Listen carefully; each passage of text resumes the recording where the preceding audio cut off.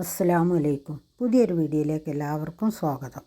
ഇന്നത്തെ റെസിപ്പി നല്ലൊരു മല്ലി വറുത്ത് പൊടിക്കുന്നതും പിന്നെ ഒരു 4 മണി പലഹാരവുമാണ് കേട്ടോ. ഞാൻ ഇറച്ചിയിലേക്ക് ഉണ്ടാക്കുന്ന മല്ലിയാണ് കേട്ടോ വറുത്തെടുക്കുന്നത്. അതിനായി ഞാൻ 1.5 കിലോ മല്ലിയും 1/2 കിലോ മുളകാണ് കേട്ടോ എടുത്തിട്ടുള്ളത്.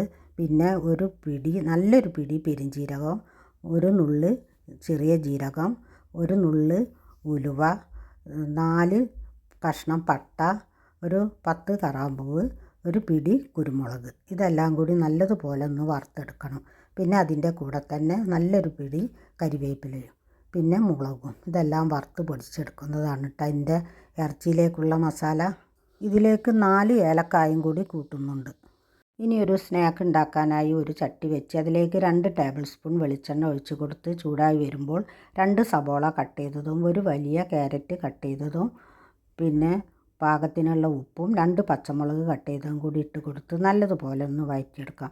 ഈ വഴറ്റി വരുന്ന സമയത്ത് ഒരു പിടി സ്പ്രിംഗ് ഓണിയനും കൂടി ഇട്ട് കൊടുക്കാം. അത് കയ്യിലുണ്ടെങ്കിൽ മാത്രം ഇട്ട് കൊടുത്താൽ മതി. എൻ്റെ കയ്യിലുണ്ടായത് കൊണ്ട് ഇട്ട് കൊടുത്തതാണ്. ഇനി 1 സ്പൂൺ ഇഞ്ചി വെളുത്തുള്ളി പേസ്റ്റും കൂടി ഇട്ട് കൊടുത്ത് നല്ലതുപോലെ ഒന്ന് വഴറ്റിയെടുക്കാം. ഇനി ഇതിലേക്ക് കുറച്ച് പൊടികളിടാം.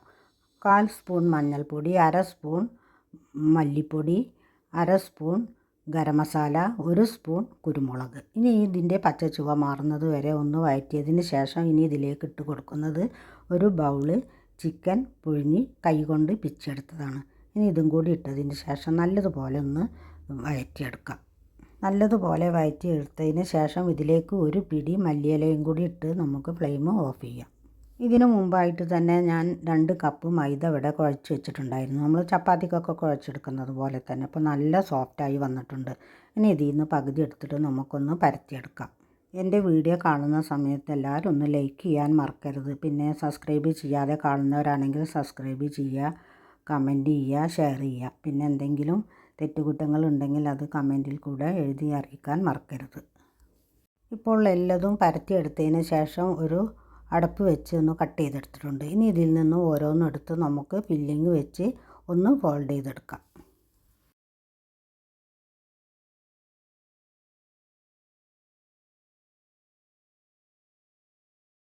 ഇപ്പോൾ ഒരു സെറ്റ് ഞാൻ ഉണ്ടാക്കിയെടുത്തിട്ടുണ്ട്. ഇനി ഇത് വേവിക്കാനായി ഒരു കടായിൽ വെള്ളം തിളക്കാൻ വെച്ചിട്ടുണ്ട്. ഞാൻ ആവി കയറ്റിയെടുക്കാനായി ഈ തട്ടാണ് കേട്ടോ എടുത്തിട്ടുള്ളത്.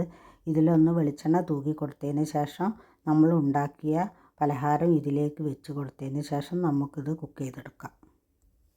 ഈ മാമൂസൊക്കെ എല്ലാവരും ഉണ്ടാക്കിയെടുക്കുന്നത് തന്നെയാണ്. പക്ഷെ ഞാൻ ഉണ്ടാക്കുന്നത് നിങ്ങളുമായി ഒന്ന് ഷെയർ ചെയ്യാമെന്ന് കരുതിയിട്ടാണ്. അതുകൊണ്ടാണ് കാണിക്കുന്നത്.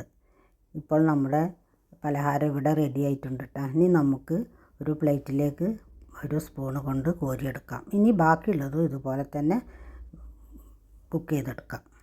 ഇതിൻ്റെ കൂടെ കഴിക്കാൻ ചട്നി ഉണ്ടാക്കിയിട്ടില്ല കേട്ടോ. കുട്ടികൾക്ക് സോസ് മതി എന്ന് പറഞ്ഞതുകൊണ്ട്. അപ്പോൾ നമ്മുടെ അടിപൊളി പലഹാരം ഇവിടെ റെഡി ആയിട്ടുണ്ട്. എല്ലാവരും ട്രൈ ചെയ്ത് നോക്കുക ഉണ്ടാക്കാത്തവരാണെങ്കിൽ.